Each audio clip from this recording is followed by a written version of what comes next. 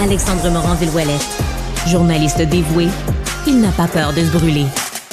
Il touche à tous les sujets chauds de l'actualité. On va discuter société, réseaux sociaux, mais économie municipale dans quelques instants avec Dominique Cameron-Goulet, qui est journaliste d'enquête au Journal de Montréal. Dominique, mes hommages.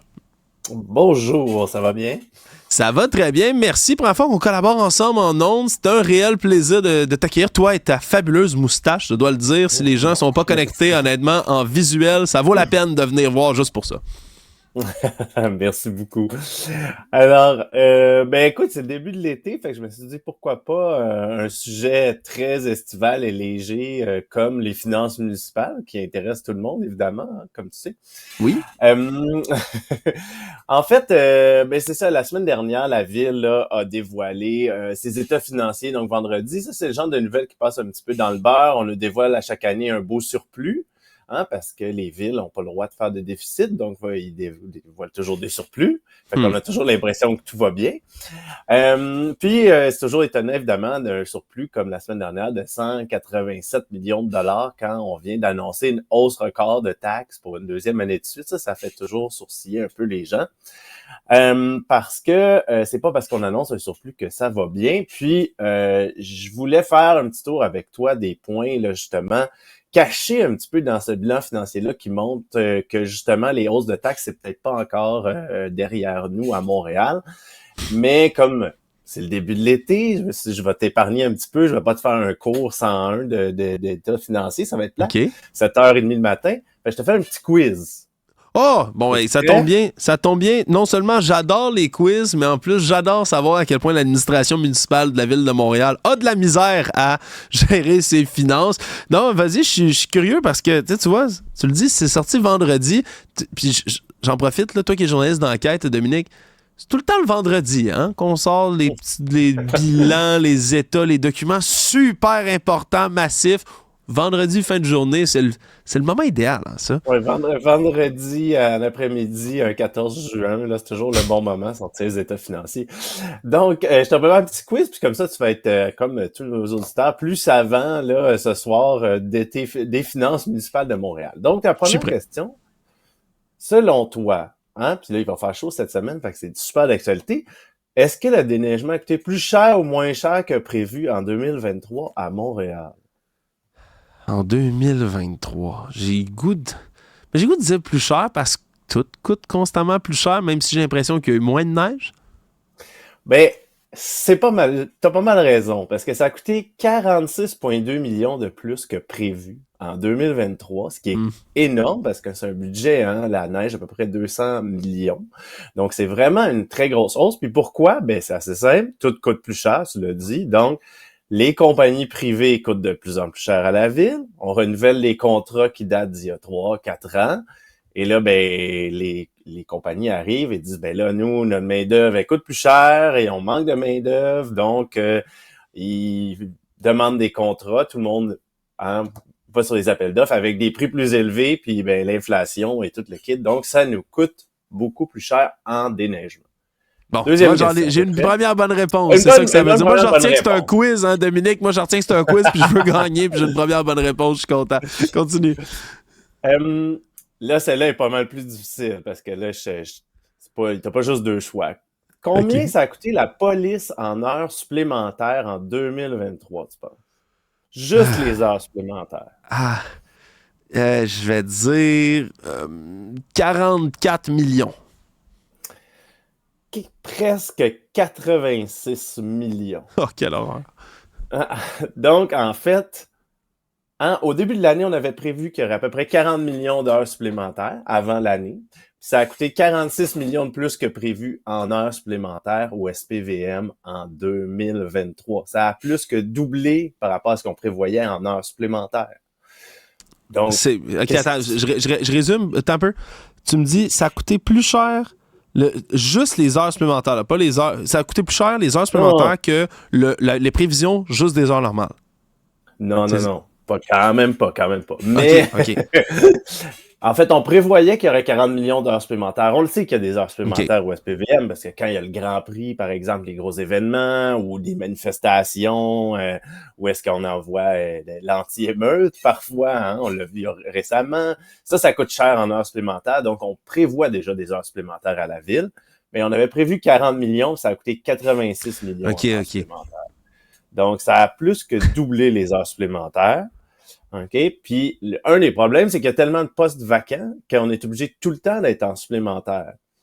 Donc, la ville, elle sauve de l'argent parce qu'elle paye pas du monde régulier, parce qu'ils sont pas là, sont absents, sont en poste vacant, les gens sont en congé de maladie, tout ça. Mais là, ça coûte plus cher en heures supplémentaires. Puis ça, c'est un gros problème parce que là, ça augmente à chaque année.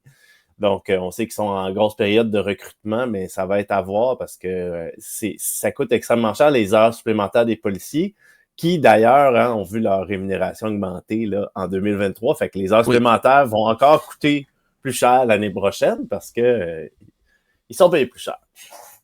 On va rester avec la police, mais on s'en va du côté des rentrées d'argent maintenant. Parce que hein, les bilans financiers, il n'y a pas juste des dépenses, il y a aussi des revenus. Est-ce que tu penses que la ville fait plus d'argent en 2023 avec les contraventions, donc tickets de stationnement, toutes les infractions de la route, en 2023 ou en faisait plus en 2018? J'ai l'impression que c'est une question piège, mais je peux pas croire que c'est pas 2023. Là. Je veux dire, c'est vous-même, hein, mes petits vlimeux du journal, qui avez fait un énorme dossier sur les trappes à tickets à Montréal. Je vais dire 2023. De pas loin 2018, malheureusement. Donc, en 2023, ça a fait 167,8 millions de dollars qui sont rentrés. Et en 2018, 168,1. Fait que justement, dans notre dossier sur les trappes à tickets, on le disait, il y a beaucoup moins de contraventions de police qui se donnent, parce qu'il y a 2 fois moins qu'en 2018. Mais c'est quand même étonnant de voir que les revenus baissent, parce que l'étiquette de stationnement en 2018 était à combien? Ça, c'est comme la sous-question, Bonnie. Là. Si tu l'as, ça, c'est 1000 points. Sais-tu combien ça coûtait un ticket de stationnement en 2018? Un ticket de stationnement en 2018, c'est 57 $.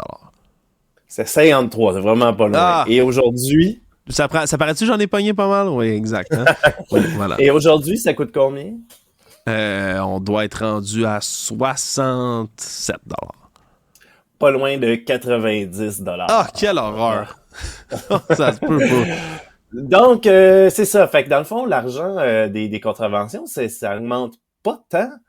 Et ça, c'est une entrée importante d'argent pour la ville, hein, parce que c'est quand même beaucoup d'argent. Là. C'est des centaines, plus que 150 millions, pardon.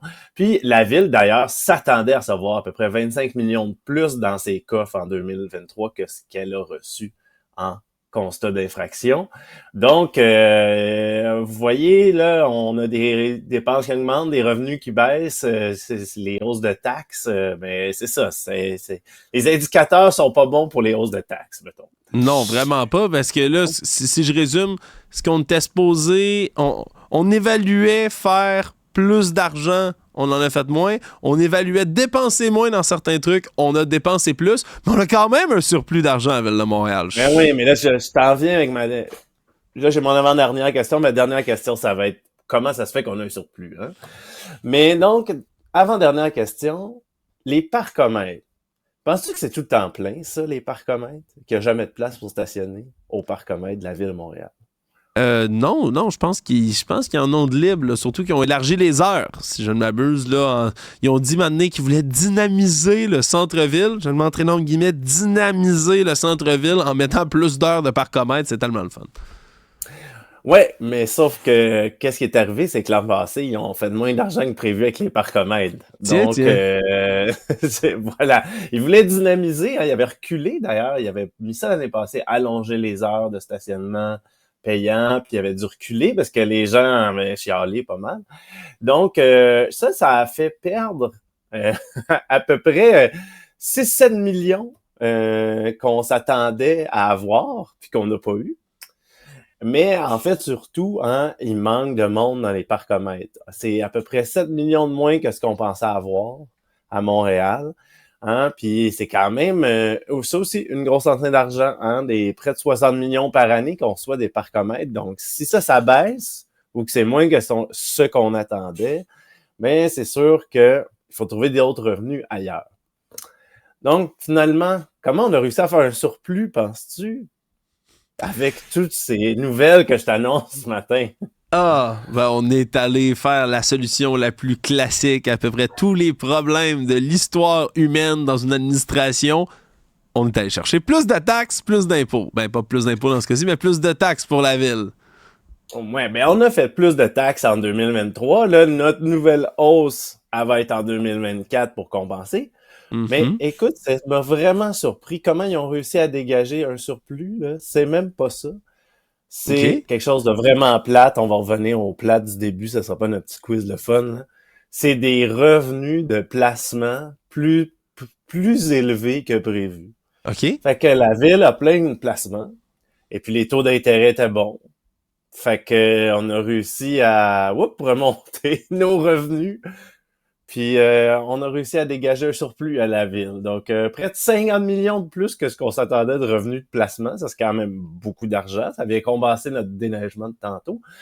Donc, regarde, tout est pas perdu. Hein? Ils sont quand même capables de placer de l'argent. Fait que, au moins, ça, c'est une bonne nouvelle, hein, à la ville de Montréal. Donc, voilà, c'était mon petit tour des états financiers de la ville de Montréal ce matin pour bien partir l'été. Hein?